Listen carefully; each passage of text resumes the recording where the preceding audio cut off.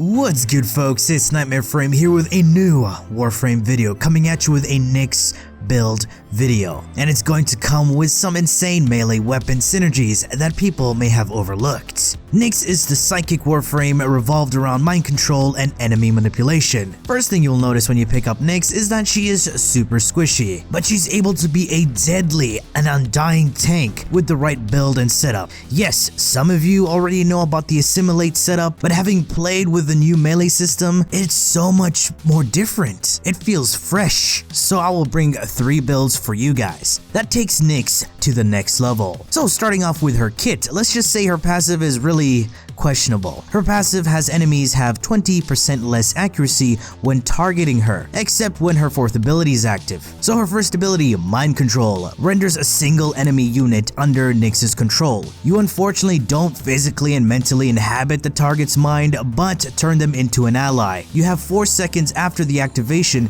to damage the target to boost its damage output. The damage conversion and damage phase will not scale off any mods. But however, the Mind Control duration does, and of course the casting range. You can only have one controlled target at any given time. Radiation will cancel out the mind control, and also casting the ability on the controlled target will cancel the effects. And when the ability runs out, all the damage absorbed will be dealt to the target at once. Any ability that the enemy has will work in your favor. Psychic Bolts. Her second ability, Nyx throws psychic kunais that strip enemies of their defenses. This means shields and armor. As for the infested, it reduces their speed. At base, it has 80% defense debuff and a 20% infested speed reduction, so you would only need a max strength intensify to fully get the 100% armor and shield strip, and the debuff will require duration to last a decent amount. The number of bolts and range isn't affected by any mods. If you recast the ability on new targets, the effect will be cancelled out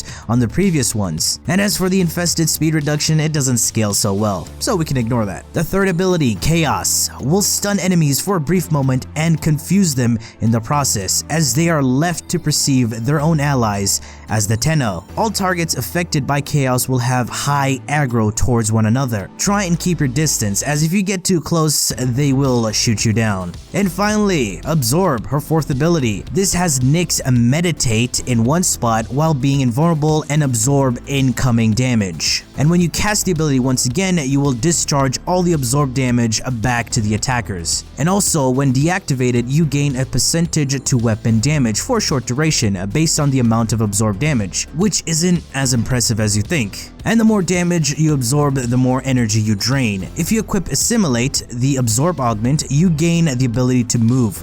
However, you move too damn slow and can't perform any acrobatic maneuvers, so no jumping or dodge rolls or anything of the sort. And yes, you can use an operator to move around, and also with the help of certain melee weapons. Yes, those 2 techniques will allow you to zoom across the map with Assimilated Absorb active. This ability is affected by power, range, and duration. Sentinels and Moas become invulnerable alongside you, except for Kavats and Kuberos.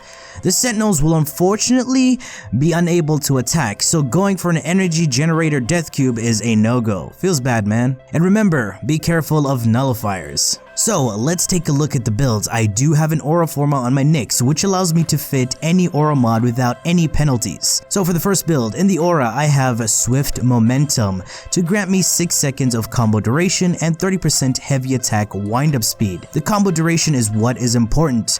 This is needed for the way I will mod my melee weapons. Vigilante Pursuit in the X list for the 30-meter enemy radar. You can use enemy sense as well, but Vigilante Pursuit grants me the set effect from being part of the Vigilante set, which increases my critical hits on primaries. Power strength at 130% with a maxed rank intensify. This allows me to have 100% defense debuff. Max efficiency at 175% with a rank 4 fleeting expertise and streamline. This brings my energy drain per second on absorb down to 1, and also reduces the cost of all my other abilities. Prime flow for that nice chunk of energy, because the higher you go, the more energy you drain. Narrow-minded for the duration, it would have been higher, but fleeting expertise also reduces duration. So at 149%, I will have 45 seconds of mind control, 17 seconds of armor and shield strip, 37.25 seconds on chaos and 12 seconds of weapon buff after the absorb ends, which no one should care about. Yes, the range did take a hit, but only thing that really takes a hit is your absorb explosion radius, which again isn't so important. Stretch to counteract the negative range, so at 79% range you have 47.4 meters on mind control and 20 meters on chaos, which is pretty decent. Rolling guard is super useful to get in and out of absorb while being invulnerable, but you of course can use whatever you want in this slot. Arcane Avenger is the arcane slot to grant me a 30% crit chance when I take damage, and yes, this triggers as well when you're invulnerable. And Energize for the energy restoration. This is optional, but it's super useful to have. And for the simpler version of this build that also works as an all-rounder build, we'll be using Speed Holster in the aura for the 120% weapon holster speed, useful when you want to switch between various weapons to take down your enemies. She already strips armor with this setup, so no need for corrosive ejection. And no, even if you use the aura with 100% power strength, you cannot fully strip enemy armor with your second ability. It doesn't work like that. Vitality is there because you can run around and do things and not have to worry about being in your absorb all the time. And just for the emergency situations, you can pop your absorb.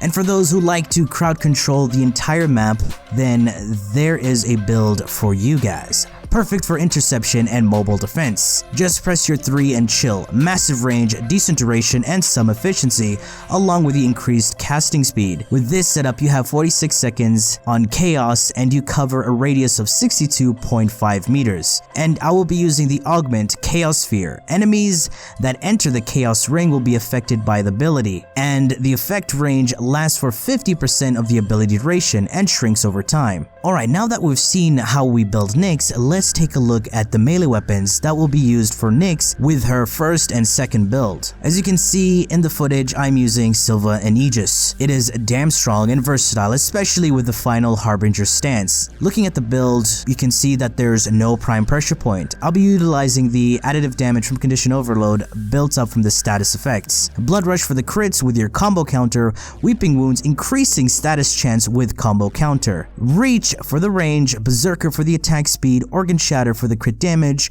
and Raw Elements.